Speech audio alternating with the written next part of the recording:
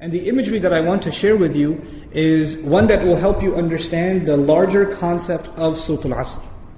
Imagine with me that you are drowning. And you are unconscious. Two things. You're drowning and you're unconscious. Do you have a lot of time? If you're drowning and you're unconscious, do you have a lot of time? No, you don't have a lot of time. Which means your time is running out. And you know in Arabic, what word is used for when time is running out? The word for that is al-asr. And asr literally means time that is running out. It's the last part of the day when the day is running out. It's time of asr prayer. Okay, asr literally comes from asir, juice that is squeezed out, time that's being squeezed out of your hands. You know, asr al-thawba even it's used. That you take a cloth that is drenched in water, and when you squish it like this, all the water comes out. Asra as a verb is used like that, right? To squeeze it out. So Allah talks about this time. You're drowning, you're unconscious, your time's running out. What's the first thing you need to do to be able to survive if you're in that position? If you hope to survive, what's the first thing you're going to need? What do you think? Wake up. That's the first thing you're going to need. If you're unconscious, then you're finished. The very first condition has to be you have to wake up. And even if you were in the most wonderful dream, and in your dream you were enjoying the greatest success, you're driving a Ferrari down, they have these car commercials with the hills and the highways on the side, the water on the other side, right? You're in one of those cars, the top's been dropped off, and you're just cruising along the highway, enjoying life. That's your dream. But when you wake up, what do you realize? You're drowning. You're underwater. That's the first condition. You have to wake up. Once you do wake up, you say, oh man, this is a nasty reality and I was enjoying such a good dream. I should go back to sleep. If you do that, what kind of person would you be? Insane. You'd be insane. Or someone at least who has no courage to accept reality.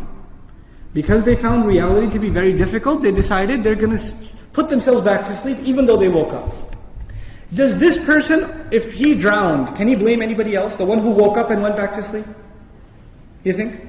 Someone who never woke up, maybe, right? But the one who woke up said, this is not good. And they went back to sleep. They have no one to blame but who? Themselves. They have no one to blame but themselves. Now, let's imagine that they did wake up. What do you have to do next? Oh, it's pretty bad, I'm drowning. Even if you don't know how to swim, will you not use every muscle in your body to make certain kinds of motions to go towards the surface? Wouldn't you do that?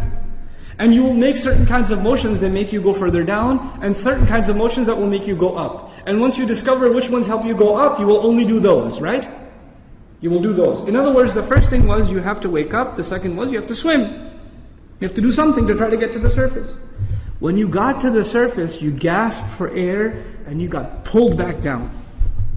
You got pulled back down. And you know who you got pulled back down? You won't believe this. There's a chain around your foot, and your relative, your cousin, is sleeping, and he dragged you down. And now you're drowning because of your sleeping cousin. What do you have to do now? You got to wake him up.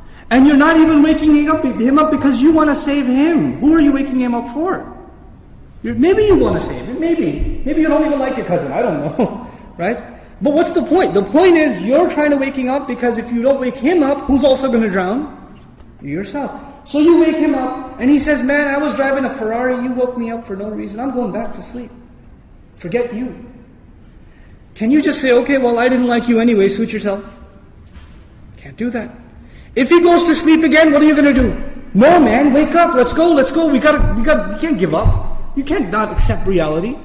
And you have to keep trying to wake him up until he finally says, okay, fine, what do we do? He says, you say to him, let's swim together. Both of you come up together. The third time, you both get pulled down by your grandmother, by your aunt, by your neighbor, by your son, by your daughter. Does the process continue? The process continue? There's a 4-part process to this people surviving. The first was they had to wake up themselves. Then they had to try to swim. Then they had to tell other people that they're tied to, this is the truth. Let's go. And even if they got tired and one of them said, man, I can't do this anymore. We've been doing this now over and over again.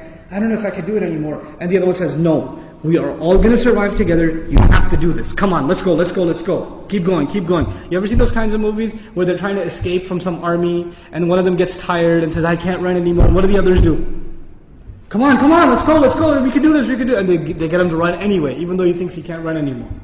They work with each other because their survival depends on each other. They work together desperately. What does Allah say at the end of this surah? First He says, إِنَّ الْإِنسَانَ لَفِي Wal asr, first of all, time's running out. Then He says, إِنَّ الْإِنسَانَ لَفِي خُسْرٍ. I'll translate it, human beings are drowned in loss. You see the parallel? Human beings are drowned in loss. What's the exception? إِلَّا الَّذِينَ Those who believed. Believed what?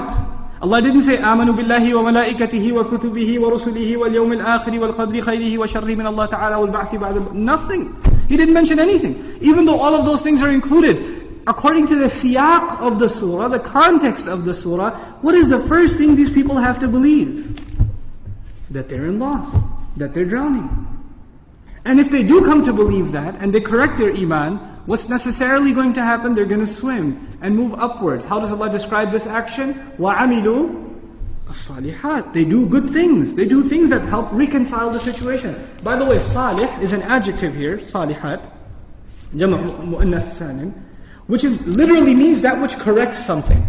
Something was wrong and it corrects it. So they do actions that correct the situation. Literally like the guy trying to swim. But because they were tied to other people, what else did they have to do?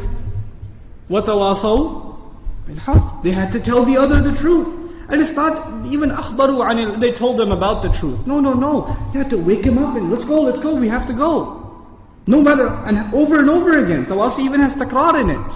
It has repetition. Over and over again they said, this is the truth, this is the truth, this is the truth. You know why? Because the people you're trying to save, even if you wake them up temporarily for 20 minutes, 30 minutes during the khutbah, guess what happens when the khutbah is done?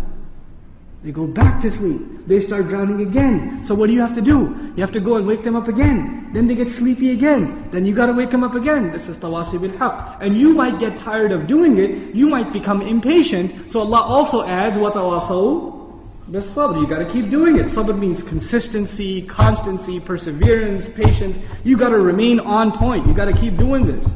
Because your survival depends on it. In the end, if you do all of these things but you have no patience, and you give up, you drown too. So even if you had iman, and you had good deeds, and you told people about the truth, but you didn't have sabr, you still drown. So how many conditions do you have to fulfill to survive? All four. All four conditions are required. They're critical and they're necessary. Which is why there's a wa in between them. You see the logical progression from iman to amil salihat, to tawasaw bil haqq, to tawasaw bil sabr, beautifully articulated in this surah.